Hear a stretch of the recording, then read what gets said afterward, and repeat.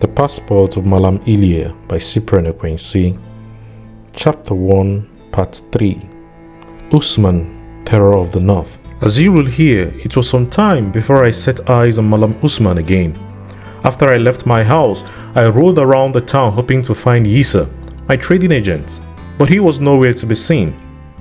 There was no knowing whether he had been killed in the skirmish or had fled with my merchandise and money. I had therefore to pursue Usman with neither food nor funds. About 2 weeks after the death of Zarah, I received news that Mallam Usman and his supporters had assembled a large force and were even now making their way down from Sokoto to Kano. The British force at Kano was not very large. There were several officers and trained Africans, but many had been killed during the Kano campaign. And so, when they appealed for help, I quickly volunteered, though for no other reason than to meet Usman face to face on the battlefield. We were about 1,000 strong. In the early hours of the morning, we left Kano and moved out to meet them.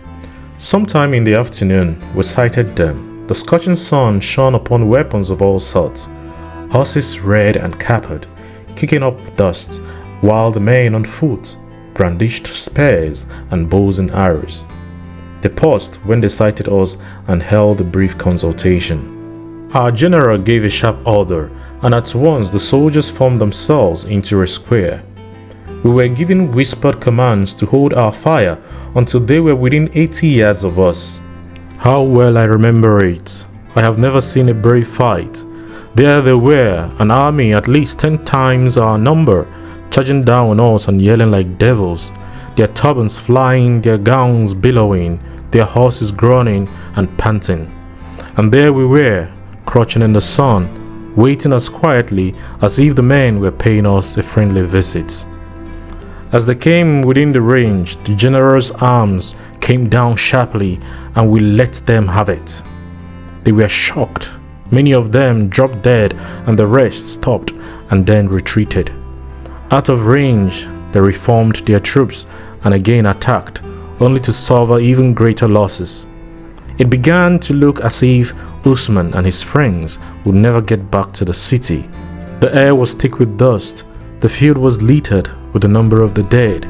The vultures were already hovering overhead, and yet there we lay on our stomachs, hoping and praying that this tremendous horde of men would not overrun us, now that our ammunition was getting low. In fact, this was what I prayed for, that the fighting would become a hand-to-hand affair so that I might meet Usman. Just at the moment when we heard the order to fix bayonets, Usman's men turned and fled. And then we saw the reason another British force had cut them off from the rear, offering them no alternative. A very disappointing end for me. When I eventually got back to Kano, no one could tell me the whereabouts of Mallam Usman. Many people said that they had seen him at Sokoto, and some reported that after that last onslaught, he was seen at the head of the retreating troops. I remained in the British Army for a little while. It seemed the only thing to do, but I soon became restless and anxious to fulfill my promise to myself and Zarah. Every time I thought of her as she had lain dying from the salt thrust in that wrecked house, my conscience pricked me, and I realized that my great mission in life was yet to be done. At that time, the whole of northern Nigeria was in disorder. Some emirs had fled. Some, they say, were later arrested and punished. No one was very sure at this transitional period who was actually ruling us. The white men were still studying conditions, and in any case, we were too few to do anything definite. The roads at this time were about as safe as the lion's den. You could not travel outside Kano without being waylaid by masked horsemen and killed or robbed. One of the wildest and most notorious groups at large was said to be headed by my enemy Mallam Usman. He had terrorized the whole of northern Nigeria from Maiduguri in the east to Sokoto in the west.